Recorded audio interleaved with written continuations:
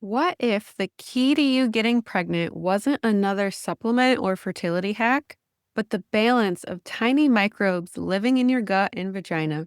Welcome to the Finally Get Pregnant Naturally podcast, the podcast helping women identify the real reasons you haven't conceived or stayed pregnant so you and your partner can finally grow the family of your dreams.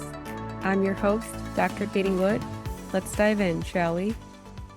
In this episode, you're going to learn how the gut and vaginal microbiomes are connected and why they play a critical role in fertility, the ways imbalances like dysbiosis or infections can interfere with conception and increase miscarriage risk, and simple practical steps to start supporting a healthy microbiome today to boost your chances of getting pregnant. So let's talk about the gut vaginal microbiome connection. So the microbiome is a community of bacteria, fungi, and other microbes that live in and on your body.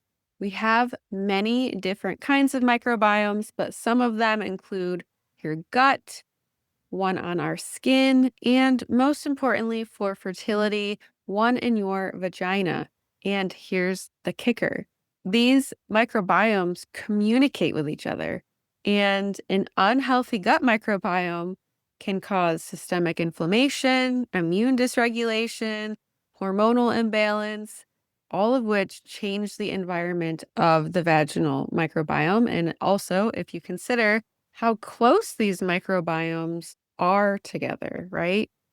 A balanced vaginal microbiome should be dominated by the lactobacillus species, and this helps keep the pH balanced in the vagina.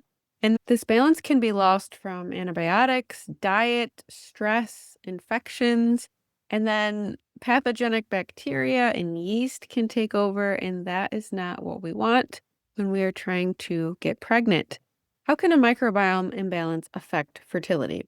For one, we have implantation failure and miscarriage. So, a vaginal microbiome lower in the protective lactobacillus species and higher in harmful bacteria has been linked to reduced implantation and early miscarriage.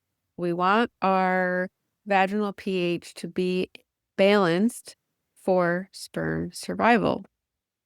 And then we also have inflammation and immunity. So, gut dysbiosis increases systemic inflammation, which in turn impacts the uterus and cervix and can make them less receptive for conception to happen. And then also hormone metabolism. The gut microbiome regulates estrogen metabolism through the estrobolome.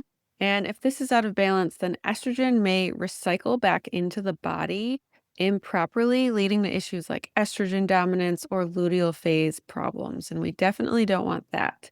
So, here are some signs that your microbiome might be out of balance.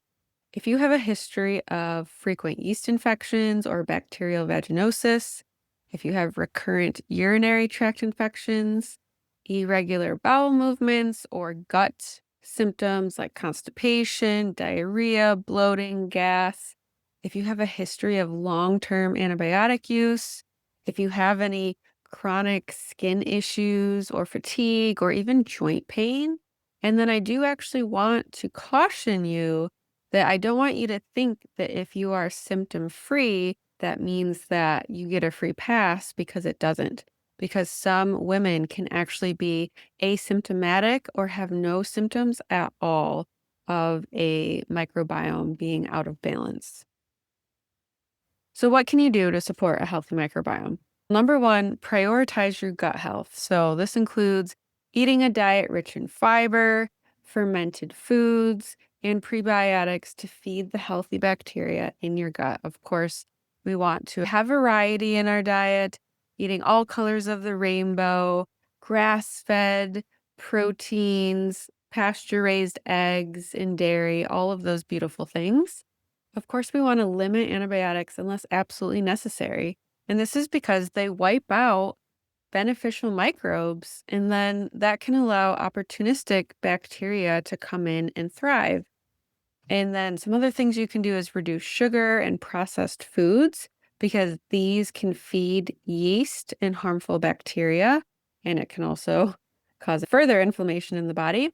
Consider a high quality probiotic to directly support the gut and vaginal microbiome. And then, of course, you want to test, don't guess. So, with functional stool testing or vaginal microbiome testing, this can provide clear results in terms of what's really going on. So then you can have a personalized protocol moving forward. And this is one of the many ways that I support my clients. So, to recap, your gut and vaginal microbiomes are deeply connected, and their balance plays a critical role in your fertility.